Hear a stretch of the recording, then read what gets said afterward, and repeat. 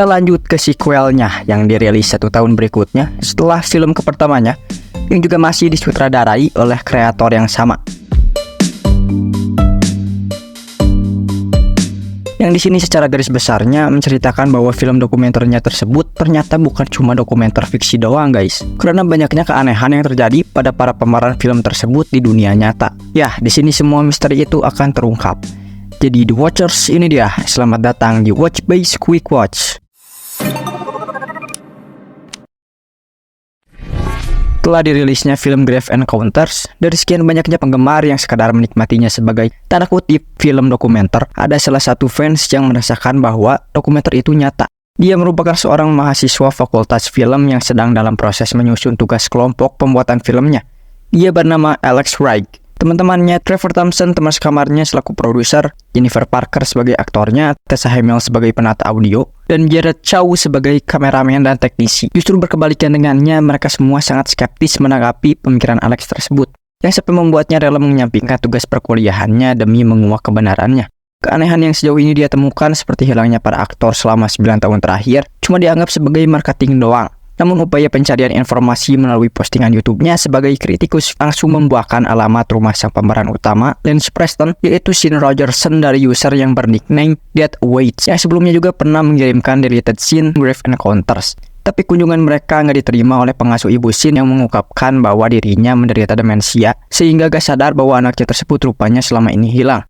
Dead Awaits seolah terus membukakan jalan untuknya. Setelah mendapatkan agenda produser jadi Hartfield darinya, Alex langsung meluncur dari asramanya ke rumah produksi Hartfield yang berada di Los Angeles sendirian untuk mewawancarainya. Meskipun awalnya diusir secara pribadi besoknya di kantornya tanpa menyadari adanya kamera tersembunyi, dia kemudian dengan terus terang mengakui bahwa kejadian di Grave Encounters itu semuanya real. Semua aktor mati kecuali para kreatornya yang gak terlibat secara langsung di lapangan. Melihat bukti yang udah nggak terbantahkan itu, teman-temannya akhirnya percaya dan memutuskan untuk bergabung dengannya menyelidiki misteri dari rumah sakit jiwa Collingwood. Di tengah malam, mereka pun menyelinap ke rumah sakit yang kini dijaga oleh seorang polisi. Dengan peralatan yang jauh lebih safety, setelah tim memasang CCTV di lokasi angker yang sama dan memulai penelusuran, mereka langsung dapat berinteraksi dengan penghuni melalui OIJA yang mereka temukan di basement. Dan mengejutkannya, ternyata hantu di sana mengaku sebagai Dead Awaits. Jadi selama ini yang ngasih petunjuk di internet itu setan cuy, yang sengaja memancing mereka ke sini untuk tujuan yang masih misterius nih. Di tengah kepanikan setelah entitas di sana menunjukkan kekuatan poltergeist-nya, ketika bersembunyi mereka dikejutkan dengan si polisi yang menggerebek. Mendengar suara di lantai atas mengira itu salah satu tim Alex, si polisi pun hilang ketika mencari asal suara tersebut. Mulai nih pada ngerasa nyawanya udah gak akan aman-aman aja. Mereka pun pengen pada balik, terutama cewek-ceweknya. Alex pun membagi 2 kelompok untuk ngambil CCTV di setiap lokasi angker. Dengan terburu-buru CCTV satu persatu dicabut. Sampai gila momen lagi nih. Belajar dari film pertamanya, udah tahu kalau sendirian itu bahaya. Jared ngambil kamera di lantai 4 ruang jendela sendirian. Dan yes, dia jadi korban pertama yang dengan tragisnya terlempar keluar jendela. Semua anomali kejadian, semua pintu keluar di looping dan buntu. Hingga di perjalanannya mereka menemukan bangsal anak, yang saat ditelusuri di belakang mereka muncul sosok anak kecil di kasurnya yang tiba-tiba melayang mengejar mereka. Panik, lagi-lagi nggak belajar dari kesalahan, Tessa lari mendahului yang lain dan hilang. Lorong yang dilaluinya mendadak jadi buntu. Gila. Tessa yang udah beda dimensi ini diteror tanpa ampun. Poltergeist sampai serangan fisik yang menewaskannya dia dapatkan terekam jelas di kamera yang dibawanya. Sementara yang lain menemukan si polisi yang udah nggak ketolong kebakar hidup-hidup.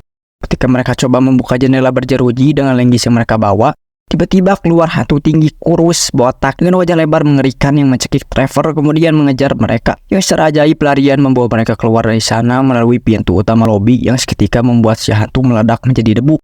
Saat kembali ke hotel berniat untuk menghentikan proyek mereka ini, ketika sudah berkemas dan sekedar bersiap pulang, rasa lega pun menjadi buyar saat pintu lift terbuka. Yang alangkah gilanya, pintu mengarahkan mereka kembali ke lorong basement rumah sakit. Wah, mulai putus asa dan panik nih mereka.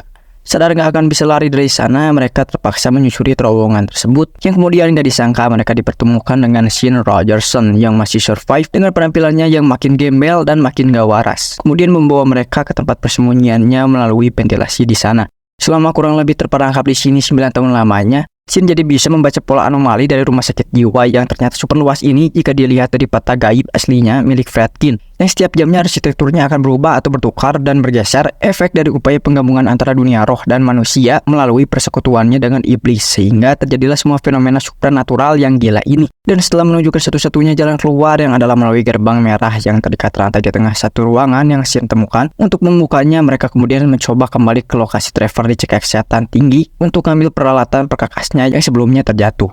Dan perkataan Shin ternyata beneran. Mereka semua menyaksikan gudang yang tiba-tiba mengarah ke koridor lain, bahkan sampai beda gravitasi, dan jendela yang kini terhalang tembok sesuai perhitungannya. Keren. Sementara yang lain tidur agar bisa segera pulang, Shin dengan terpaksa mendengarkan suara iblis yang menghasutnya untuk membunuh orang yang tersisa dan menyelesaikan filmnya. Dimulai dari si Trevor yang dicekik sampai mati di toilet, tapi gak lama Alex dan Jennifer menyadarinya kemudian segera bergegas menuju gerbang merah. Walaupun sempat diteror dengan penampakan Fredkin dan para perawatnya yang sedang menjalankan ritualnya, mereka akhirnya sampai di sana dengan Shin yang sudah siap merekam mereka dan berkata satu-satunya yang bertahan hidup dengan semua rekaman film yang terkumpulah yang akan lolos. Tapi sayangnya Shin berakhir cukup mengenaskan nih. Di tengah pertarungannya dengan Alex, gak lama kemudian dari tembok muncul vortex yang menyedotnya. Menyadari perkataan Shin jujur gak ada pilihan lain demi menyelamatkan nyawanya sendiri, Alex pun membunuh Jennifer dengan brutal tanpa belas kasihan dengan menghantamnya pakai kamera film berkali-kali sampai mukanya hancur parah. Ia pun sadar alasan sang iblis memancingnya ke sini dan melepaskannya, yaitu untuk mempublikasikan eksistensi mereka melalui filmnya sehingga menarik orang-orang penasaran sepertinya di luar sana yang akan berujung menjadi tumbal alias energi buat si iblis. Dan akan begitulah terus perputaran siklusnya. Setelah dirinya berhasil keluar melalui gerbang merah yang mengarahkannya ke pinggiran Los Angeles dan ditangkap oleh pihak berwajib karena tampak mencurigakan, rekaman kemudian menunjukkan Jerry dan Alex yang menyatakan bahwa semua ini hanya dokumenter fiksi ciptaannya juga sebagai sequel film pertamanya. Sebelum kemudian Alex melarang para penonton untuk ke rumah sakit itu, lalu layar mati dan memunculkan kode koordinat lokasi rumah sakit tersebut sepersekian detik. Tamat.